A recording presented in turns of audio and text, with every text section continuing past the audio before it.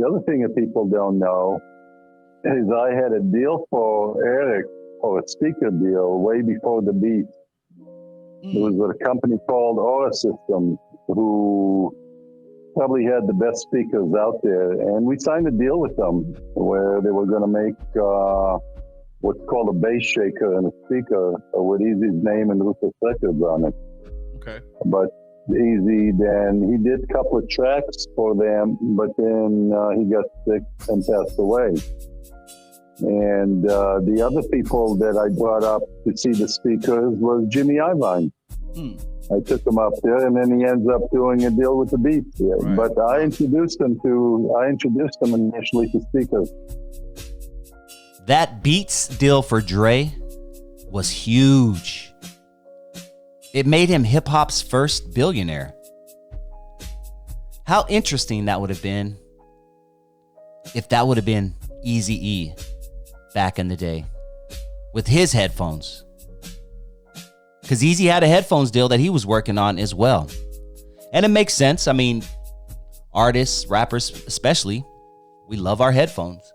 Whenever we want to get a good indication of how a track sounds while we're working on the music or working on a beat or something, we put on headphones.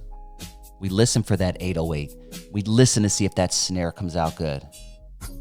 So it only makes perfect sense that a rapper would be involved with headphones. But those Beats by Dre's were everywhere. I don't see them too much more anymore, unless they maybe just took off the logo or something, because it seems like, I don't know, 5, 6, whatever years ago when they first were real popular, those Beats by Dre's were everywhere. And then, of course, people started getting robbed for them, and yeah, kind of like Jordans back in the 1980s. Oh, Beats by Dre, big old B right there. Yeah, I know those cost a few $100. Let me go and stick this person up. And that's exactly what happened. Unfortunately, a lot of people were losing their lives for Beats headphones. I never cared for Beats headphones. I have my own personal reasons why I use the headphones I use. I like Sennheiser. I like German products, and as well as Japanese. I love Sony. To me, there's nothing better than a good Sony. Yeah, you spend all that money for the Beats symbol, really. You know what I mean? It's like buying a Lexus. You can buy a Toyota and a Lexus. It's the same exact thing. A Toyota and a Lexus are the same exact thing. The only thing that makes the Lexus $20,000 more is that L that they put on the trunk and the front of the hood. That's the only thing that makes a difference. Underneath, a Toyota Camry just as good as a Lexus. Facts. That's how I always felt with Beats, and I'm not knocking Dre's Beats, whatever. I'm not knocking it. He's already made his $1 billion. He don't care what my dumb ass has to say. But I've never been a fan of Beats. I have my own reasons, but that's just my personal opinion. But how cool would it have been if Eazy would have got to be hip-hop's first billionaire? Guess we'll never know. R.I.P. to Eazy-E. And I hope you're enjoying this interview with Mike Klein. I'm releasing a part each day, so you can check it out piece by piece, just a little bit here and there. But if you want to check out the full interview, what I need you to do is I need you to go to the description. There's a link in the description. I want you to click on that link that's in the description. And I want you to subscribe to NWA Stories with Lonzo. And I want you to enjoy the full interview with Mike Klein, head of Ruthless Records Security and Business Affairs. This man is no joke. He knows so much about the industry at that time, and he was running Ruthless Records. When I say running, everyone thinks Jerry Heller was the man. No, this guy fired Jerry Heller. That's right. You heard that right. This guy fired Jerry Heller. So, that being said, you see how big of a deal this guy is. Mike Klein. Now, please, I want you to do that. I want you to go to NWA Stories with Lonzo. I want you to check out the full interview there. But before you do that, I want you to stay your butt here just for a couple more minutes. I want you to please hit that like button on my channel.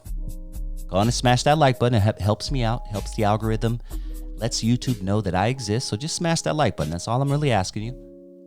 And if this is your first time joining the channel and you like what you hear, you appreciate what you hear, please hit that subscribe button.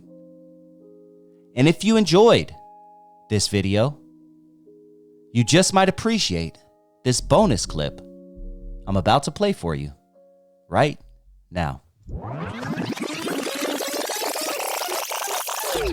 Ladies and gentlemen, on the line, I have the homie Louis. What up, man? Hey, what's up with it, Dusty? How you doing, man? Congratulations on that for almost 40K, man. Looking Going out. up and up, baby. That's what's up, man. That's definitely what's up. Thank you, homeboy. I really appreciate that. Really appreciate it, man. Looking forward to talking to you, man.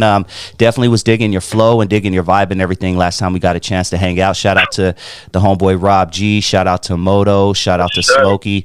It was a nice session we had the other day. But let's go all the way back, bro. I want to get to know you. Let our audience get to know you, and then we'll jump into some music and stuff like that. But tell everybody where you grew up. All right. I was born and raised in the city of Southgate, man. Well, that's what I was told, right off of Illinois in Alameda. If anybody's familiar with that, yeah, I was saying that was actually my first spot where I actually landed. And I've been up and down, man. From elementary, I went to Stafford Elementary. Went to middle school, Southgate Middle School. Ended up in Southgate High School, and then I jumped back and forth during high school, man, from Southgate High to Jordan High, right there up 103rd in Alameda.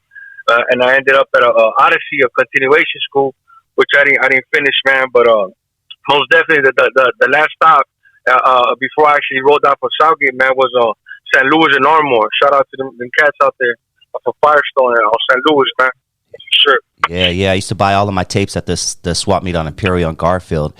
That's where I got a lot of my hip hop knowledge from. Shout out to Kim. I don't know if he's still around, still alive, but he was the dude that hooked us up with a lot of tapes back in the day, man. Yeah. So Southgate, man. Let's talk a little bit about Southgate back in the day. Give me the good, the bad, and the ugly about growing up in Southgate.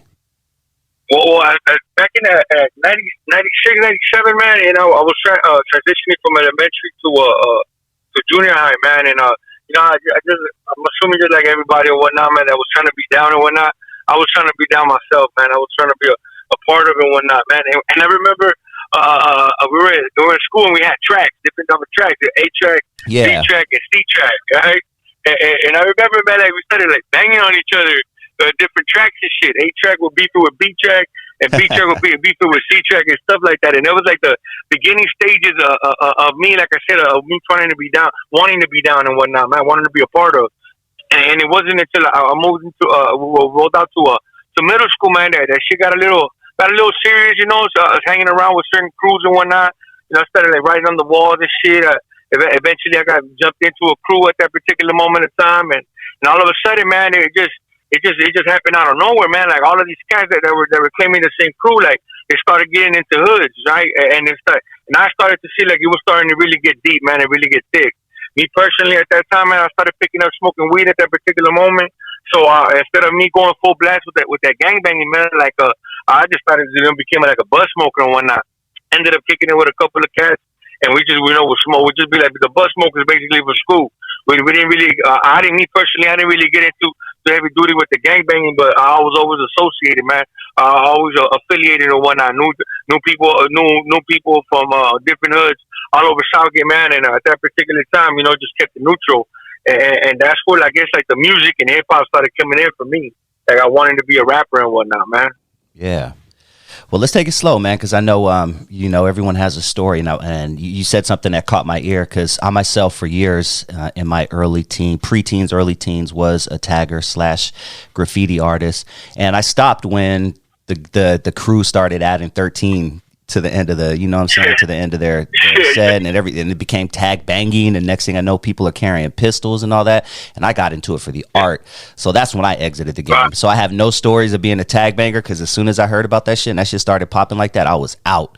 You know, that's just started writing on the papers and shit and just doing my own thing. But, you know, the tagging back in the day was a scene all in itself, dog. Take me back to your writing days.